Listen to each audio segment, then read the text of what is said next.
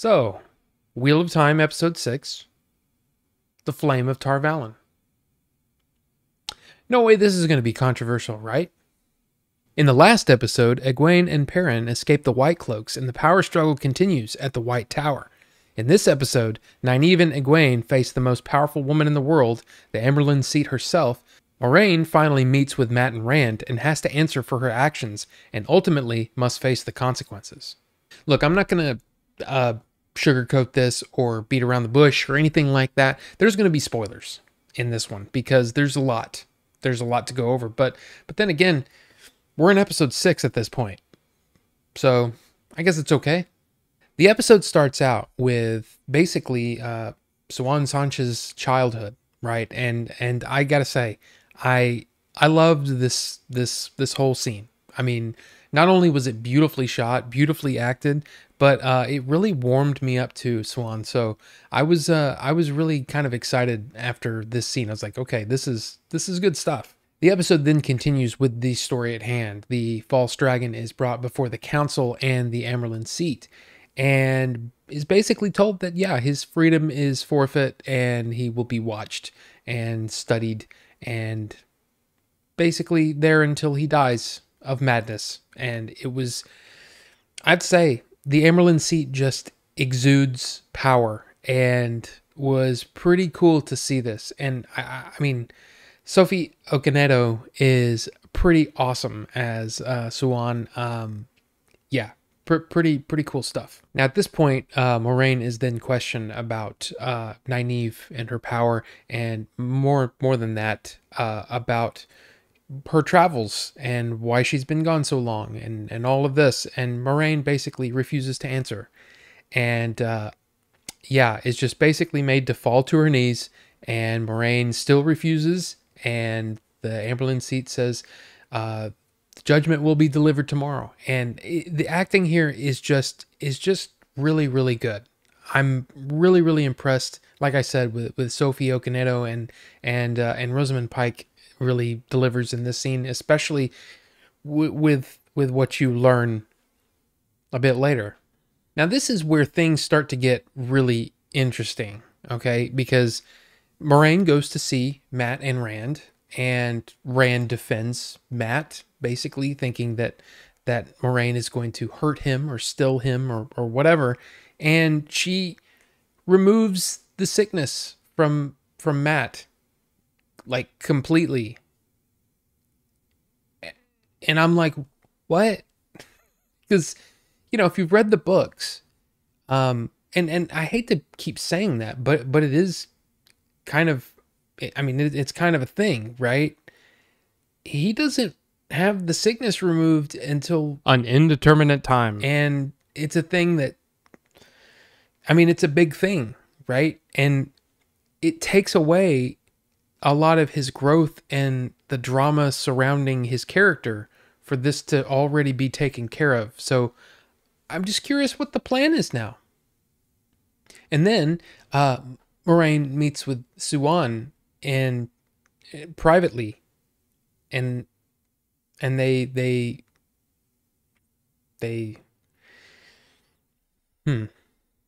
in the post love scene, you find out that Moiraine and Siuan have been working together.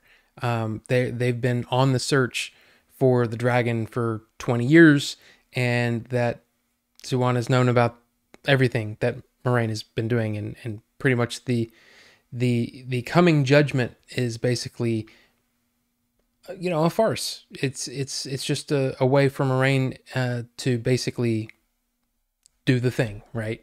And Moiraine says that, yeah, I found the dragon. It's one of the 5 from the 2 rivers. Siuan says there's no way that we can involve any of the other sisters because they would have us stilled. And Siuan also says that she has dreamed the Dark One at the end, at the eye of the world, and that he's weak and they should take the dragon to him to defeat him. So yeah, it's a lot of stuff there, and of course they hatch the plan to basically have Moiraine exiled so that she can continue this thing. Now look, all of this, this love thing between Moiraine and Siuan, I'm completely fine with it, honestly. The more that I've thought about it and the more that I've sat with it for, I mean, really just a couple of hours here, but the more I think about it, the more I'm just like, I mean, why not? You know, it doesn't honestly affect the story really that much. I mean, in the book, I believe they're just friends. They, you know, they basically came up in the Aes Sedai together.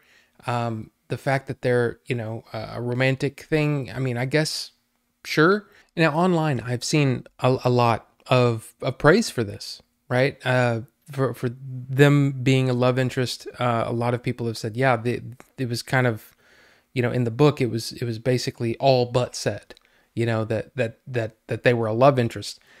I mean, honestly, it kind of took me by surprise just because I wasn't expecting it. But then again, I haven't read the rest of the books. I don't know if that relationship is different, you know, in further books. All I can say is that it honestly doesn't affect me too much, and I honestly like them together. To be honest, I mean, I'm sitting there watching it and going, yeah, they're kind of their relationship is really kind of awesome. And then a couple of quick scenes. There's Moiraine talks to Leandrin. Leandrin basically is saying, like, who is this Rand guy? It's amazing. All of those people are from the same town. That's really, really interesting.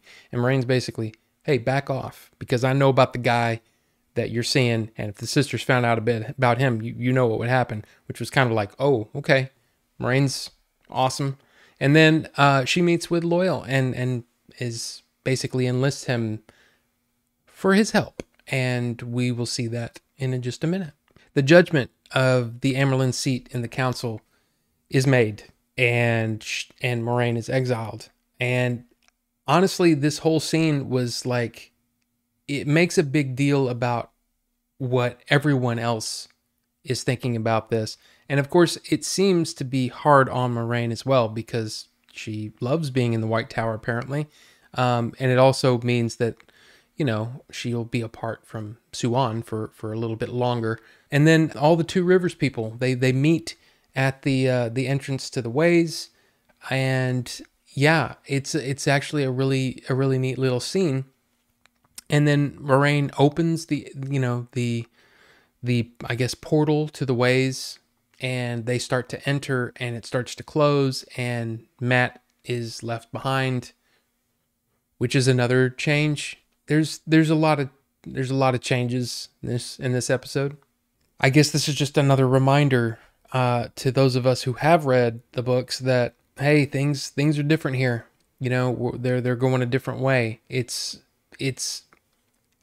I mean, I don't want to sound like I'm being negative about it, because on its own, I feel like it's actually pretty good. But I'm sure there's going to be a lot of people, especially fans of the books, that are going to look at these changes and say, why are you doing this? And honestly, a lot of it comes down to the fact that there's only 8 episodes in a season for one book. That's not a whole lot of time. And for everything that happens in that book, I just don't think it would all fit. So that's the thing. We have to be constantly thinking, okay, this is a different thing. Yeah, the characters are there and they're slightly different. You know, some of them do things completely differently than what we expect. Like Lan is still like very different than what I think of him, but I actually like this version of him too. So it's kind of like, it's a weird thing. And I think at this point we kind of have to set aside, you know, our thoughts about how the story should go, because that's not what this is. It's getting really hard to kind of criticize it, because on its own, I'm really enjoying what they're doing. I'm really enjoying the show. I'm enjoying the acting. The show is beautifully shot.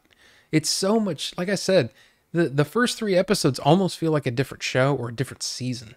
You know, it really is impressive what they've been able to accomplish up to this point. But it is very, very different from the books. And you know, if you've read any of them, you kind of have to sit there and say, this is just a different thing. And I can either accept it and enjoy the show, or I can just move on and watch something else, I guess, because I don't honestly think it's going to get any closer to the books than it already is. So yeah, I don't know how people are going to take this one. You know, like me, I'm like I said, I'm still enjoying the show for what it is. I just know that there's going to be a lot of people that have read these books, sometimes a lot more than once. They know these stories, they know these characters, and to see these changes being done, it's probably like, I don't know. I don't know how that feels. I mean, to me, I keep going back to what I thought about what they did to the Harry Potter movies, where they cut out so much that it was like, I honestly couldn't enjoy them very much. So I don't know. I'm kind of curious what you think. I mean, let's try to be, let's try to be civil about it. I mean, there's probably going to be people that don't like the idea of Moiraine and Siuan getting together at all. And then there's going to be other people that absolutely love it and have thought that that's the way it should have been, and really pointed out in the books that this is the way it was. So I'm kind of curious what everybody thinks. But like I said, let's keep it civil.